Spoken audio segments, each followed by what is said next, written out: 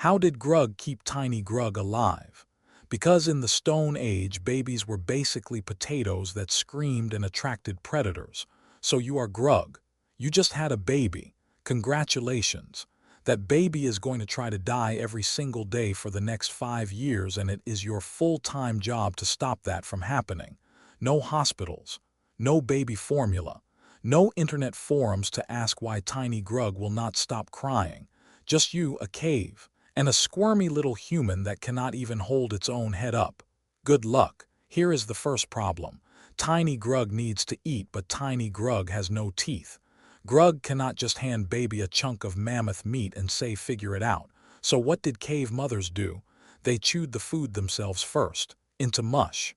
Then put that mush into baby's mouth to mouth, every single meal. You are a human blender now. Enjoy. And before you go, you gross. This was actually genius, because mother's saliva has enzymes that start breaking down the food before it even gets to baby's stomach. Pre-digested mammoth paste. That is fine dining for a 6-month-old in 30,000 BC. Also, it is the only option, so you do not really get to be picky about it. But here is the crazy part. This was not just about nutrition. It was about immunity. When mom chewed up that food, she was mixing it with her saliva, which contained antibodies.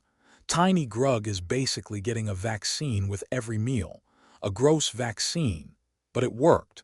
Now let us talk about sleeping arrangements, because modern parents worry about co-sleeping and whether the baby should be in the crib or the bassinet. Grug does not have a crib.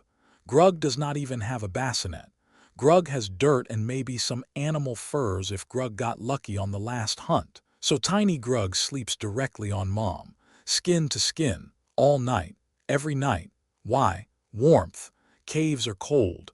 Babies cannot regulate their own body temperature.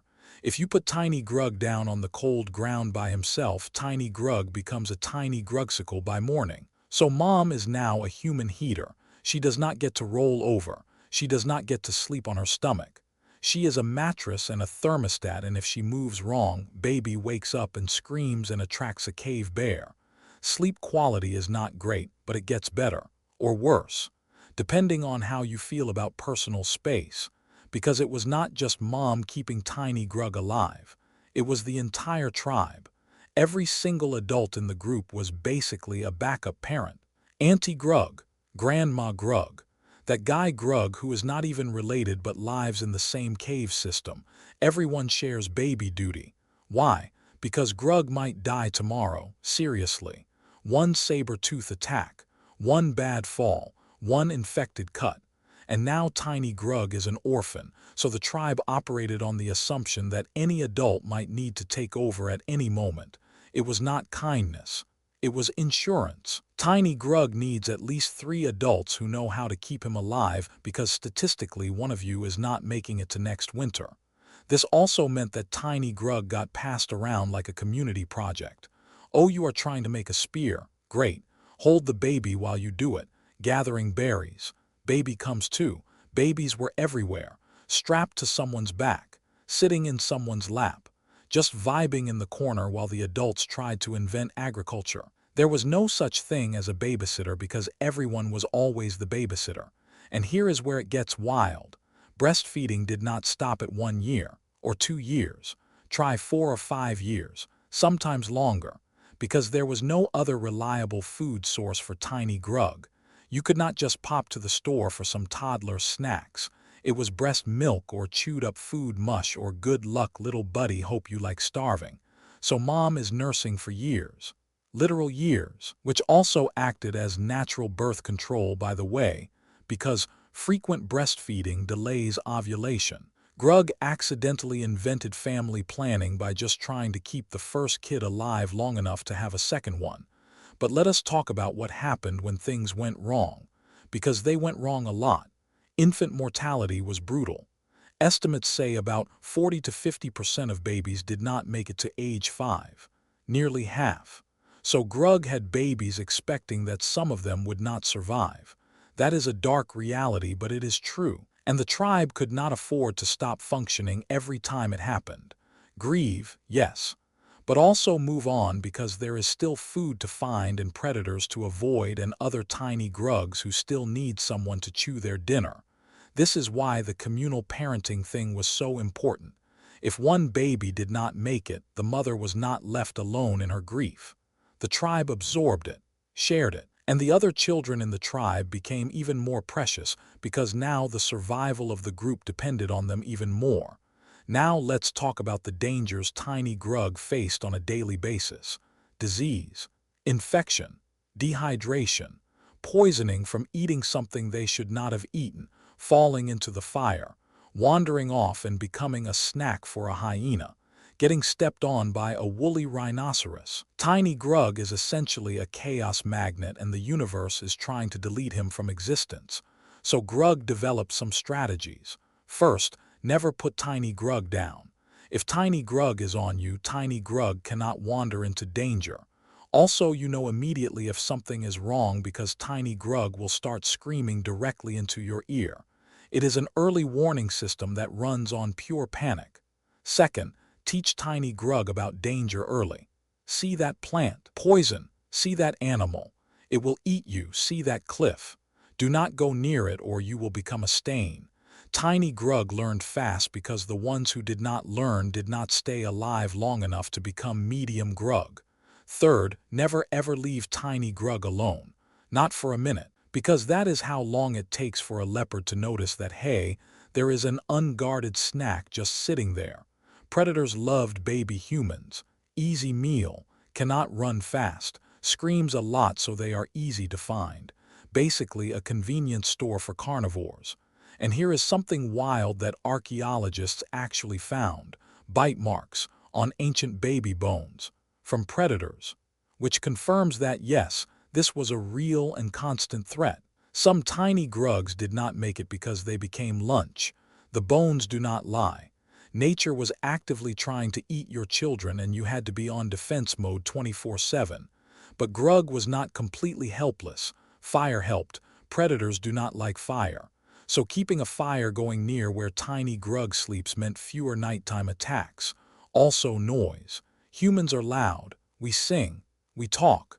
We bang rocks together. All of that tells predators that there are a lot of us here and maybe attacking the baby is not worth the risk of getting speared by 10 angry Grugs. There was also the question of what to do when Tiny Grug got sick. Because Tiny Grug got sick a lot. No vaccines. No antibiotics. No medicine cabinet, just hope and maybe some herbs that may or may not do anything. If Tiny Grug had a fever, you tried to cool them down. If Tiny Grug had an infection, you maybe put some plant paste on it and hoped it worked. If Tiny Grug had something serious, you did your best and also started emotionally preparing for the worst. But sometimes Grug got lucky. Sometimes the herbs actually worked. Willow bark for pain.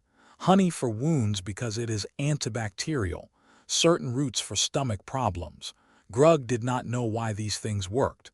Grug just knew that sometimes they did. So you tried everything and remembered what helped and passed that knowledge down to the next Grug. Oh, and let us not forget about teething.